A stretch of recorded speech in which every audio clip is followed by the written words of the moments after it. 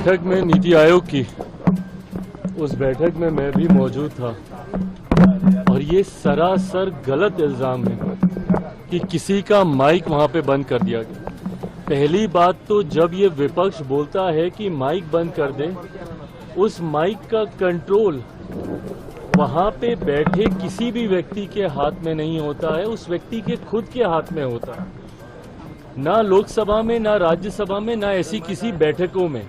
ऐसी बैठक में माइक सामने लगा होता है, ऑन ऑफ का स्विच सामने ही होता है। तो ये बात बोलना सरासर झूठ है जब कोई ये बोलता है कि मेरा माइक बंद कर दिया गया। हाँ, हर मुख्यमंत्री को, क्योंकि समय की बाध्यता थी, ओपन एंडेड अगर डिस्कशन को रखा जाता तो संभवतः हफ्तों तक ये बैठक ही चलती रहती।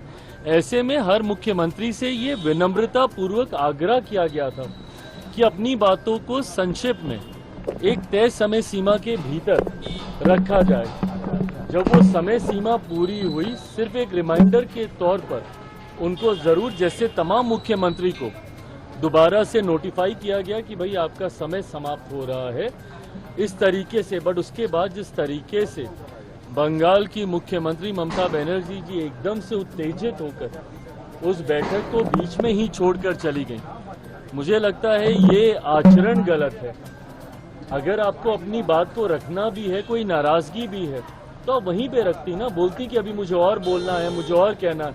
हम सब वहां पर मौजूद थे, प्रधानमंत्री जी स्वयं उनको सुनना चाहते थे, वित्त मंत्री जी स्वयं वहां पे मौजूद थी, वो भी चाहती थी कि भैया क्या बजट को लेकर वो अपनी बातों को रख रही हैं। बट जिस तरीके से उनका आचरण था, इससे ऐसा लगता है कि विपक्ष की पहले से ही ये सोची समझी एक रणनीति का ये हिस्सा था कि वो जाएंगी, हंगामा खड़ा करेंगी और नीति आयोग जिस मकसद के साथ हम लोग वहां पर बैठे थे, उसके मकसद को डाइवर्ट कर सिर्फ अपनी ओर पूरा ध्यान केंद्रित करने के उद्देश्य से ये इस तरीके की कार्रवाई की गई है। कांग्रेस के साथ 4 सीएम ने बैठक को अटेंड नहीं किया, कहा बॉयकॉट कर दिया और उन्होंने कहा कि हमारे साथ बाकी स्टेट के साथ नाइंसाफी हुई है जिस तरीके का बजट आया है।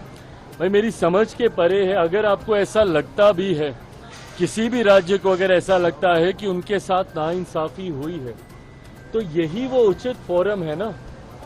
नीति आयोग की बैठक ही वो मंच है जहां पर जाकर आप प्रधानमंत्री जी के समक्ष अपनी शिकायतों को आप रख सकते थे। इस मंच पर जाकर अपना ऐतराज आप दर्ज करा सकते थे, अपनी आपत्ति आप दर्ज करा सकते थे।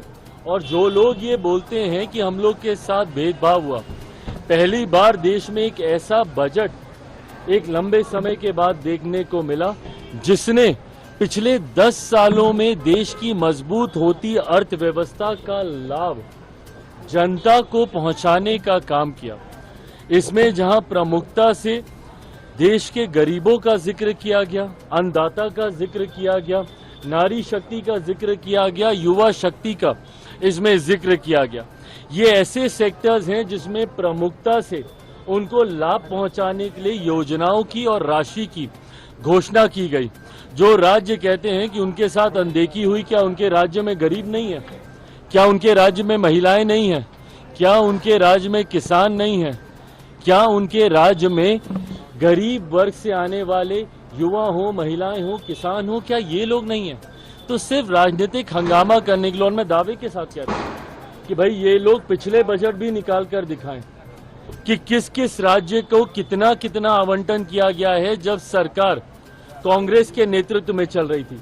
यूपीए की सरकार हो या उसके पहले की सरकार हो, कितने राज्यों का जिक्र किया गया।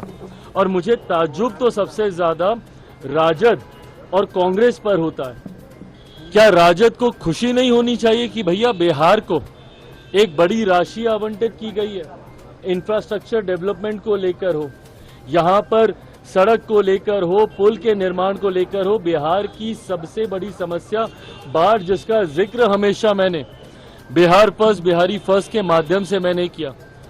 उस बाढ़ को लेकर लगभग 11,000 करोड़ की राशि अलग से आवंटित की जाती है।